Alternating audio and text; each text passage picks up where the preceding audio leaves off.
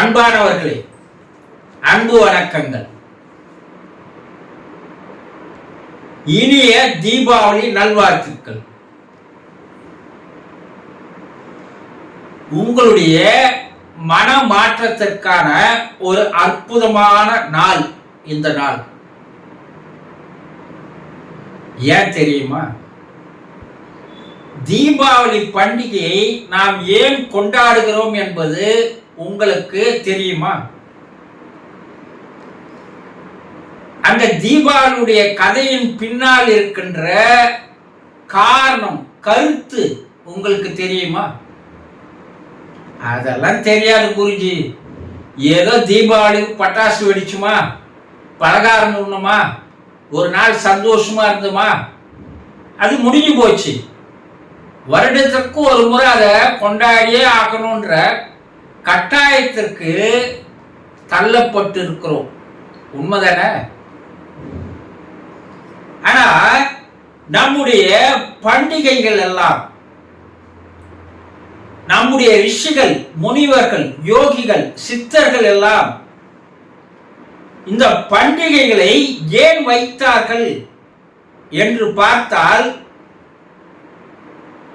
ஒரு காரணம் இல்லாமல் ஒரு காரியம் இல்லை என்பது புரிய வரும். நம்முடைய மனதை மிக மிக ஆழ்ந்து ஆராய்ச்சி செய்தவர்கள் தான் நம்முடைய ரிஷிகள். எல்லா கதைகளிலுமே மனிதன் நல்ல வாழ்க்கை வாழ்வதற்கு அவனுடைய மனம்தான் முக்கிய காரணம் என்பதை எத்தனையோ ஆயிரம் ஆண்டுகளுக்கு முன்னால் கண்டுபிடித்தவர்கள் தான் யோகிகள்.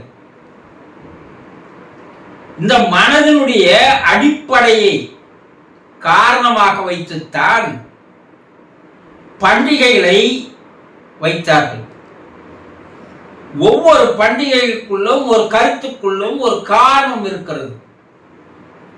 நம்ம கதையை தான் கொண்டாடுறோமே தவிர அந்த கதைக்குள்ள இருக்கின்ற கருத்து என்ன, இது எதற்காக கொண்டாடப்படுகிறது, இதனுடைய தாத்தம்பரியம் என்ன, இதனுடைய பரம்பரை என்ன, இதனுடைய அர்த்தம் என்ன, இதனுடைய பொருள் என்ன, அதெல்லாம் எதையுமே சிந்தித்து பார்ப்பதே கிடையாது. மனோதத்துவ மருத்துவ இயல் மாதிரி மனதை பக்குவப்படுத்துகின்ற ஒரு பயிற்சியாகத்தான் இந்த விழாக்களை வைத்தார்கள். நம்முடைய மனத்துல அரக்க குணங்கள், அசுர குணங்கள் என்ற குணங்கள் இருக்கிறது. அந்த அசுர குணங்கள் மலம் என்று சொல்வார்கள். ஆணவம், கண்மம், மாயை என்று சொல்லக்கூடிய மும்மலங்கள். அத மலங்கள் ஏன் சொன்னா, அவ்வளவு அசிங்கமான ஒரு குணங்கள் அந்த ஆணவம், கண்மம், மாயை என்று சொல்லக்கூடிய அந்த குணங்களை மனதிலே வைத்திருந்தால் அதை அழித்துக் கொள்ளுகின்ற ஒரு நாள் தான் இந்த நாள். ஆணவ மலத்தை நாம் அப்புறப்படுத்த வேண்டிய நாள் இந்த நாள். மேலும் காம, குரோத, மத, ஆச்சரியம் என்று சொல்லக்கூடிய 6 விதமான அரக்க குணங்கள் நம்மிடம் இருக்கிறது.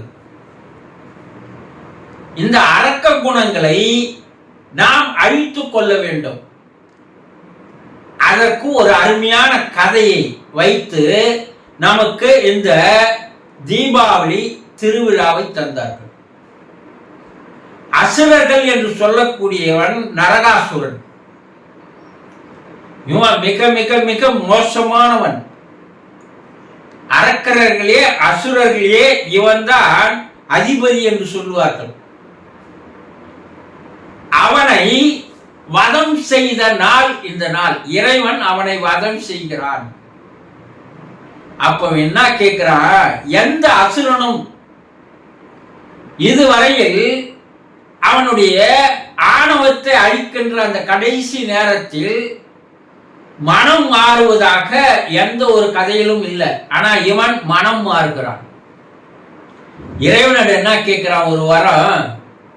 என் அசுர குணங்கள், என் அரக்க குணங்களை நீங்கள் அழித்தீர்கள், நான் மனம் மாறினேன். ஆனால் என்னை வதம் செய்த இந்த நாள் மக்கள் மகிழ்ச்சியாக கொண்டாட வேண்டிய நாளாக இருக்க வேண்டும். 16 விதமான பட்சணங்களை செய்து அவர்கள் உங்களுக்கு படைத்து அதை உண்ண வேண்டும்.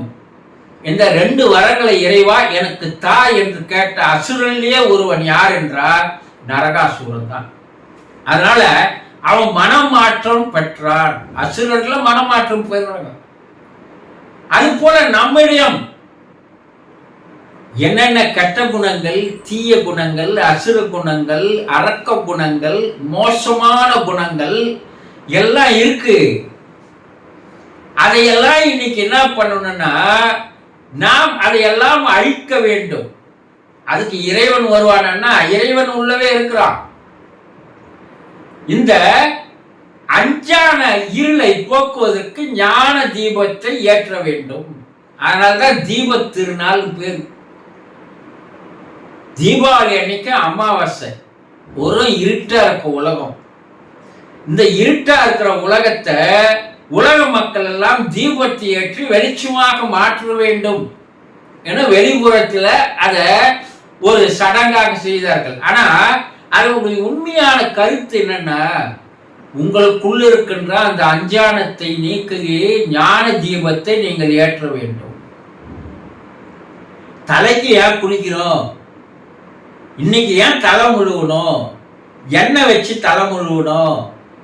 என்ன இன்றைய மனோ தத்துவ விஞ்ஞானிகள் கண்டுபிடித்திருக்கிறார்கள். நம்ம கிட்ட எவ்வளவுக்கு எவ்வளவு தீய குணங்கள், கெட்ட குணங்கள், அசுர குணங்கள், எண்ணங்கள் எல்லாம் இருக்கிறதோ அது என்ன ஆகுது?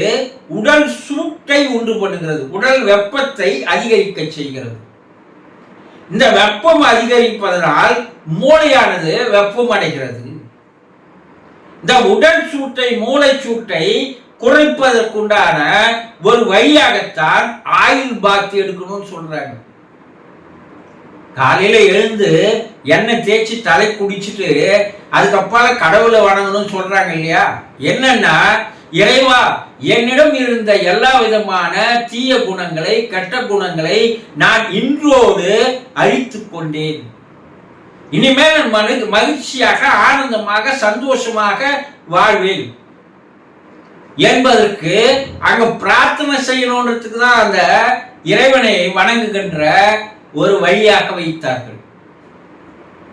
நல்ல மனம் இருப்பவர்களாக இருந்தால், மனசாட்சிக்கு பயந்தவர்களாக இருந்தால், இன்று நரகாசுரன் எப்படி அரக்கன் அழிந்தானோ அது போல நம்மிடம் இருக்கின்ற கெட்ட எண்ணங்கள், தீய எண்ணங்கள், அரக்க குணங்கள், அசுர குணங்கள் எல்லாம் என்றோடு போகட்டும் என்று தலைமுறிவு விட்டு இன்றையிலிருந்து ஒரு புது மனிதனாக வாழ்வதற்கு வாய்ப்பாக, சந்தர்ப்பமாகத்தான் இந்த தீபாவளி திருநாளானது கொண்டாடப்படுகிறது.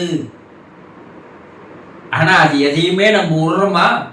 எத்தனையோ தீபாவளி பார்த்துட்டோம்.